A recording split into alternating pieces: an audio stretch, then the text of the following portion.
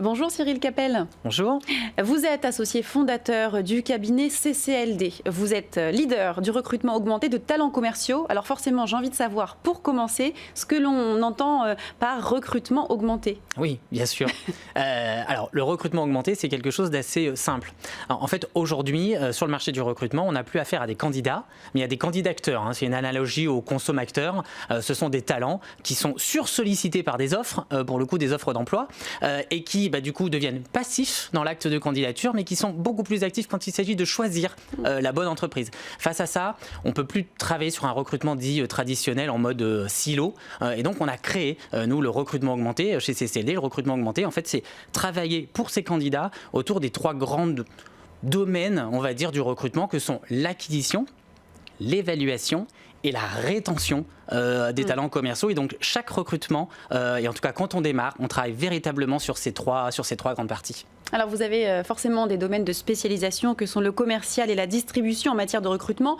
Quelles sont vos spécificités dans ces domaines ? Alors, les spécificités dans le domaine de la fonction commerciale ou du secteur de la distribution, j'en mettrai deux véritablement. La première, c'est l'évaluation en tant que telle. Généralement, quand on recrute dans d'autres secteurs d'activité ou d'autres types de profils, on va recruter sur des compétences dites techniques. Pour les fonctions commerciales, c'est pas du tout le cas. Les compétences sont comportementales, donc c'est de l'aptitude. Et du coup, sur l'évaluation, on va avoir tendance à utiliser des méthodes innovantes qu'on appelle assessment center, donc des méthodes d'entretien dit situationnel avec des mises en situation. Et c'est ce que nous, on utilise déjà depuis un peu plus de 10 ans au niveau du cabinet. Donc ça, c'est la première spécificité. Et la deuxième spécificité, c'est qu'on a affaire à des populations qui ont besoin d'intégrer véritablement un projet d'entreprise qui doivent l'incarner véritablement pour réussir. Et donc, on va s'intéresser aux affinités motivationnelles de manière très, très forte pour ces profils. Et donc, ça veut dire qu'en amont, on va faire de l'immersion terrain chez nos clients pour vivre l'entreprise véritablement, bien mesurer le projet de la société et pouvoir redonner cette vision directement aux candidats qu'on reçoit en entretien. Vous parliez tout à l'heure de la rétention. J'aimerais qu'on revienne dessus parce que c'est vrai qu'il est parfois compliqué pour une entreprise de retenir le bon élément. Donc, comment le garder ? Quels sont les conseils que vous pourriez donner aux entreprises qui nous regardent aujourd'hui ? La guerre des talents exacerbe la concurrence entre les entreprises et donc les entreprises draguent, on va dire, leurs commerciaux entre elles pour récupérer les meilleurs. Et alors qu'on sait que, en fait, comme dans un client qui est fidélisé, un talent qui est fidélisé rapporte 10% de valeur ajoutée supplémentaire à son entreprise grâce à la courbe d'expérience.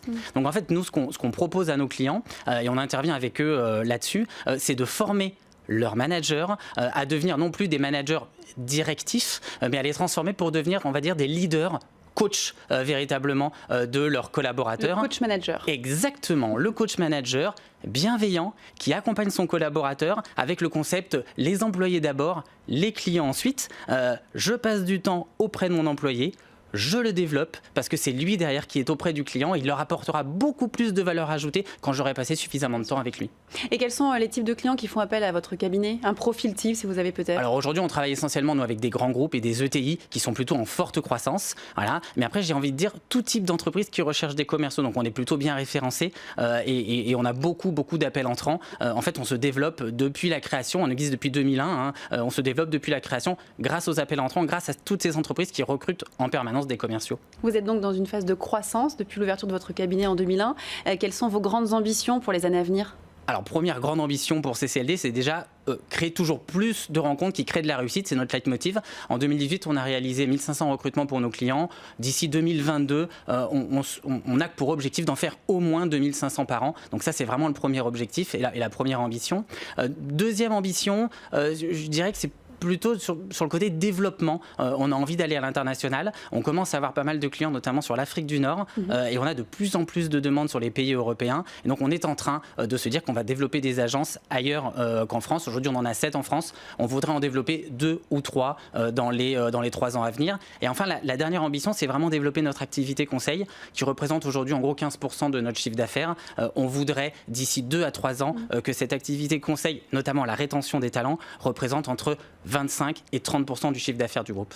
Merci Cyril Capel pour ces précisions sur le recrutement augmenté. Je rappelle, vous êtes associé fondateur du cabinet CCLD. Merci à vous.